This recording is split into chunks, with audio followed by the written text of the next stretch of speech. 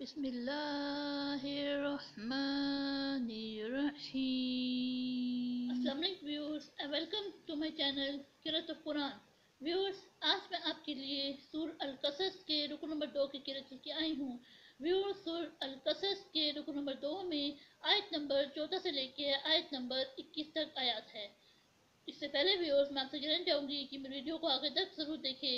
اگر آپ کو پسند آئے تو اس کو لائک کر لیں، اس کو دوسروں کے ساتھ شیئر کر لیں اور سبسکرائب کر لیں، اور ساتھ میں لگے بیل کے آئیکن کو کلک کر لیں تاکہ آنے والے وقتوں میں آپ کو میری آواز میں قرأت کا نوٹیفیکیشن سب سے پہلے ملتا رہے۔ تو آئیے ویورز، سمجھ کے پہلے درود شریف پڑھ لیتے ہیں، اس کے بعد سورۃ القصص کے رکو نمبر 2 کی قرأت سماعت فرماتے ہیں۔ اس کے بعد ان آیات کا ترجمہ سماعت فرمائے۔ بسم اللہ الرحمن الرحیم۔ اللہم صلی علی محمد وعلی آل محمد کما صلیت علی ابراہیم وعلی آل ابراہیم انکا حمید مجید۔ اللہم بارک علی محمد وعلی آل محمد کما بارکت علی ابراہیم وعلی آل ابراہیم انکا حمید مجید۔ اعوذ باللہ من الشیطان الرجیم۔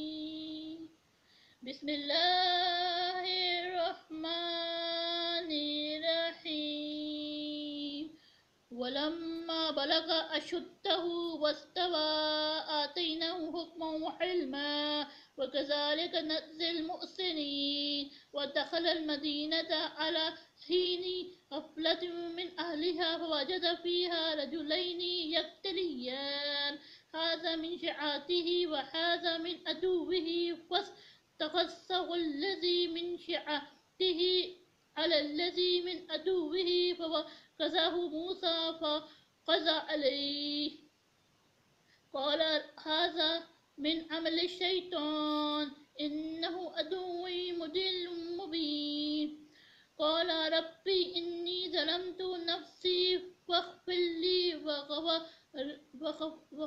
وغفر له إنه هو الغفور الرحيم قال ربي بما أنعمت علي فلن أكون ظاهرا للمجرمين فأصبح في المدينة خائفا يترقب فإذا الذي استنصره بالأمس يستصرخ قال له موسى إنك لغوي مبين فلما أن أراد أن يبطش بالذي هو عدو لهما قال يا موسى أتريد أن تقتلني كما قتلت نفسا بالأمس إن تريد إلا أن تكون جبارا في الأرض وما تريد أن تكون من المصلحين وجاء رجل من أقصى المدينة يسعى قال يا موسى إن الملأ يأتمرون بك ليقتلوك فاخرج إني لك من الناصحين وخرج منها خائفا يترقب قال رب نجني من القوم الظالمين صدق اللہ العظیم۔ شروع اللہ کے نام سے جو بڑا مہربان نہایت رحم والا ہے۔ اور جب موسیٰ علیہ السلام جوانی کو پہنچے اور بھرپور جوان ہو گئے تو ہم نے ان کو حکمت اور عنایت کیا، اور ہم نیکوکاروں کو ایسا ہی بدلہ دیا کرتے ہیں۔ اور وہ ایسے وقت شہر میں داخل ہوئے کہ وہاں کے باشندے بے خبر ہو رہے تھے، تو دیکھا کہ وہاں دو شخص لڑ رہے تھے، ایک تو موسیٰ علیہ السلام کی قوم کا ہے اور دوسرا ان کے دشمنوں میں سے۔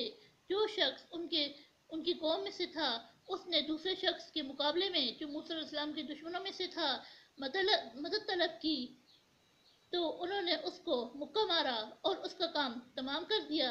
کہنے لگے کہ یہ کام تو اغوائی شیطان سے ہوا، بے شک وہ انسان کا دشمن اور سری بگاڑنے والا ہے۔ بولے کہ اے پروردگار، میں نے اپنے آپ پر ظلم کیا، تو مجھے بخش دے۔ تو خدا نے ان کو بخش دیا، بے شک وہ بخشنے والا مہربان ہے۔ کہنے لگے کہ اے پروردگار، تو نے جو مجھ پر مہربانی فرمائی ہے، میں آئندہ کبھی گناہگاروں کا مددگار نہ بنوں۔ الغیر صبح کے وقت شہر میں ڈرتے ڈرتے داخل ہوئے کہ دیکھے کہ کیا ہوتا ہے، تو ناگہاں وہی شخص جس نے کل ان سے مدد مانگی تھی پھر ان کو پکار رہا ہے۔ موسیٰ علیہ السلام نے اس سے کہا کہ تو سری گمراہی میں ہے۔ جب موسیٰ علیہ السلام نے ارادہ کیا کہ اس شخص کو جو ان دونوں کا دشمن تھا پکڑ لے، تو وہ یعنی موسیٰ علیہ السلام کی قوم کا آدمی بول اٹھا کہ جس طرح تم نے کل ایک شخص کو مار ڈالا تھا، اسی طرح چاہتے ہو کہ مجھے بھی مار ڈالو؟ تم تو یہی چاہتے ہو کہ ملک میں ظلم و ستم کرتے پھرو، اور یہ نہیں چاہتے کہ نیکوکاروں میں ہو۔ اور ایک شخص شہر کی پرلی طرف سے دوڑتا ہوا آیا اور بولا کہ موسیٰ شہر کے رئیس تمہارے بارے میں اصلاح کرتے ہیں کہ تم کو مار ڈالے، سو تم یہاں سے نکل جاؤ، میں تمہارا خیر خواہ ہوں۔ موسیٰ علیہ السلام وہاں سے ڈرتے ڈرتے نکل کھڑے ہوئے کہ دیکھے کہ کیا ہوتا ہے، اور دعا کرنے لگے کہ اے پروردگار، مجھے ظالم لوگوں سے نجات دے۔ صدق اللہ العظیم۔